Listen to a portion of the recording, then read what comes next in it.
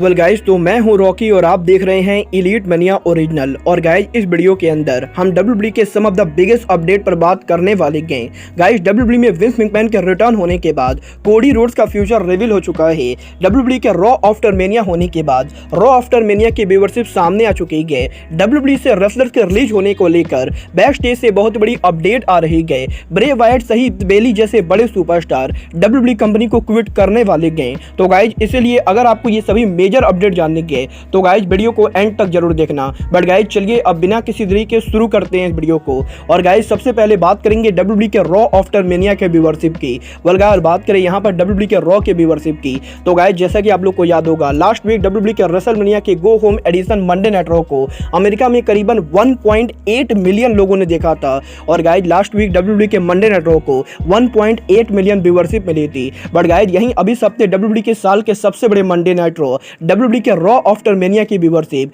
Last week के मुकाबले करीबन 4 लाख बढ़ चुकी है। क्योंकि गाइज, इस हफ्ते डब्ल्यूडब्ल्यूई के मंडे नाइट रॉ को अमेरिका में करीबन 2.2 मिलियन लोगों ने देखा है, जो कि रिसेंट मेमोरी में डब्ल्यूडब्ल्यूई के रॉ की हाईएस्ट व्यूअरशिप है। और गाइज, यहां पर इस हफ्ते डब्ल्यूडब्ल्यूई के रॉ शो के ऊपर डब्ल्यूडब्ल्यूई के कोडी को बुरी तरीके से बीट डाउन करने के बाद भी डब्ल्यूडब्ल्यूई के इस हफ्ते मंडे नाइट रॉ की व्यूअरशिप 2.2 मिलियन है, जो कि रिसेंट मेमोरी की हाईएस्ट व्यूअरशिप है। वेल गाइज, ये तो बात हुई डब्ल्यूडब्ल्यूई के फ्लैगशिप शो रॉ के व्यूअरशिप की। बट गाइज, जहां तक बात रही कोडी रोड्स की तो गाइज, जैसा कि हम लोगों ने डब्ल्यूडब्ल्यूई के रेसलमेनिया और मंडे नाइट रॉ पर देखा, डब्ल्यूडब्ल्यूई के अंदर रेसलमेनिया और मंडे नाइट रॉ के ऊपर कोडी रोड्स हमें बुरी तरीके से पिटते हुए दिखाई दिए हैं। जहां पर रेसलमेनिया पर कोडी के रोमन से हार जाने के बाद रॉ के ऊपर ब्रॉक लेसनर ने कोडी रोड्स को बुरी तरीके से पेल दिया है। और गाइज, यहां पर डब्ल्यूडब्ल्यूई के अंदर कोडी रोड्स के बुरी तरीके से बीट डाउन होने के बाद अब सोशल मीडिया पर इस चीज को लेकर तगड़ी रूमर चल रही है कि पॉसिबली डब्ल्यूडब्ल्यूई के अंदर विंस मैकमैन के रिटर्न होने की वजह से डब्ल्यूडब्ल्यूई कोडी को ऐसे बुक कर रही है। और गाइज, पॉसिबली विंस मैकमैन के वापस आने की वजह से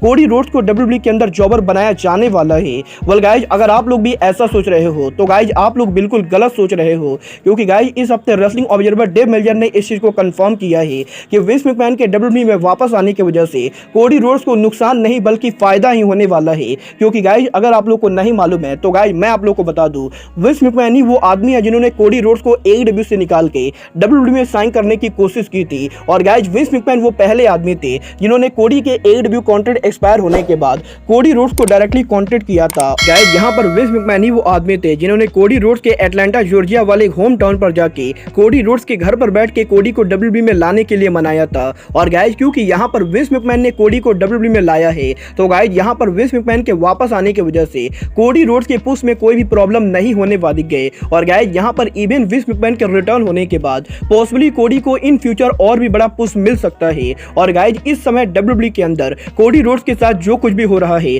वो सभी चीजें डब्ल्यूडब्ल्यूई की स्टोरी लाइन का हिस्सा है। और गाइज, पॉसिबली डब्ल्यूडब्ल्यूई के अंदर कोडी रोड्स के बार बार बीट डाउन होने के बाद डब्ल्यूडब्ल्यूई के अंदर फाइनली कोडी रोड्स एक बार फिर से मेगा सुपरस्टार बनने वाले हैं। वेल गाइज, देखना बहुत ही दिलचस्प होगा कि कोडी रोड्स और ब्रॉक लेसनर के इस राइवलरी के अंदर कोडी रोड्स ब्रॉक लेसनर को बीट पार पाते हैं या नहीं। बट गाइज, जहां तक बात रही विंस मैकमैन के रिटर्न होने की तो गाइज, अब मैं आपको बता दूं, डब्ल्यूडब्ल्यूई के रेसलमेनिया और रॉ पर विंस मैकमैन के क्रिएटिव में रिटर्न होने के बाद डब्ल्यूडब्ल्यूई के बैक स्टेज का माहौल बहुत ज्यादा खराब हो चुका है। और गाइज, यहाँ पर पिछले 2 सालों से ट्रिपल एच के अंदर जहां डब्ल्यूडब्ल्यूई के हर रेसलर पूरी तरह से हैप्पी थे, वहीं विंस मैकमैन के रिटर्न होने के बाद अब डब्ल्यूडब्ल्यूई के अंदर रेसलर्स की पैंट एक बार फिर से गीली हो चुकी है। क्योंकि गाइज, यहाँ पर अब बैक स्टेज से ये खबर आ रही है कि विंस मैकमैन के डब्ल्यूडब्ल्यूई से बाहर जाने के बाद और ट्रिपल एच के डब्ल्यूडब्ल्यूई के हेड ऑफ क्रिएटिव बनने के बाद ट्रिपल एच ने डब्ल्यूडब्ल्यूई के अंदर जिन भी रिलीज रेसलर्स को वापस लाया है, विंस मैकमैन उनमें से काफी सारे लोगों को फायर कर सकते हैं। और गाइज, ट्रिपल एच के हेड ऑफ क्रिएटिव बनने के बाद ट्रिपल एच के अंदर डब्ल्यूडब्ल्यूई के अंदर जो भी रेसलर्स को साइन किया है,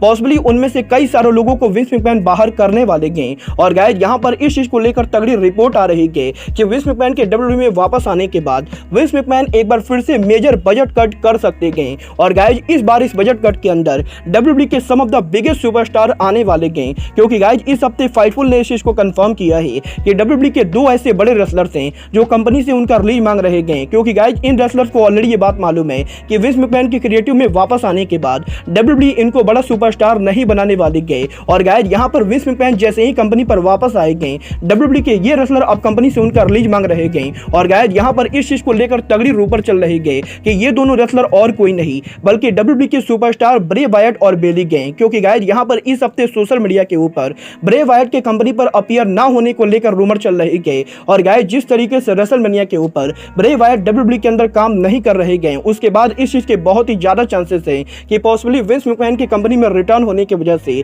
ब्रे वायट डब्ल्यूडब्ल्यूई को क्विट करने वाले गए, क्योंकि गाइस विंस मैकमैन डब्ल्यूडब्ल्यूई के अंदर ब्रे वायट को उतना क्रिएटिव फ्रीडम नहीं देंगे जितना ट्रिपल एच ब्रे वायट को डब्ल्यूडब्ल्यूई के अंदर देते गए। और गाइस यहां पर ब्रे वायट के बाद जो अगला सुपरस्टार पॉसिबली डब्ल्यूडब्ल्यूई को रिलीज करने वाला है वो रेसलर और कोई नहीं बल्कि डब्ल्यूडब्ल्यूई की फॉर्मर वुमेन चैंपियन बेली गए। अगर बात करें यहां पर बेली की, तो गाइस इस हफ्ते सोशल मीडिया से ये रिपोर्ट आ रही है कि डब्ल्यूडब्ल्यूई के रॉ आफ्टर मेनिया शो के ऊपर डब्ल्यूडब्ल्यूई ओरिजिनली बेली को बुक करने वाली थी। और guys originally raw after mania के ऊपर बेली मंडे नाइट रॉ के ऊपर अपीयर होने वाली थी, बट गाइस विंस मैकमैन के क्रिएटिव पावर को अपने हाथ में लेने के बाद विंस मैकमैन ने बेली के सेगमेंट को कैंसिल कर दिया था। और गाइस यहां पर विंस मैकमैन के इस हरकत के बाद बेली ने सोशल मीडिया पर ट्वीट करके इस चीज को टीच कर दिया है कि पॉसिबली वो डब्ल्यूडब्ल्यूई के अंदर बिल्कुल भी हैप्पी नहीं गई। और गाइस पॉसिबली डब्ल्यूडब्ल्यूई के अंदर विंस के वापस आने के बाद बेली भी कंपनी को लीव करके सासा बैंक की तरह जापान में जाने वाली गई। और गाइस यहां पर ब्रे वायट और बेली के अलावा डब्ल्यूडब्ल्यूई के ऐसे और भी बहुत सारे रेसलर्स हैं जो पॉसिबली विंस मैकमैन के रिटर्न होने के बाद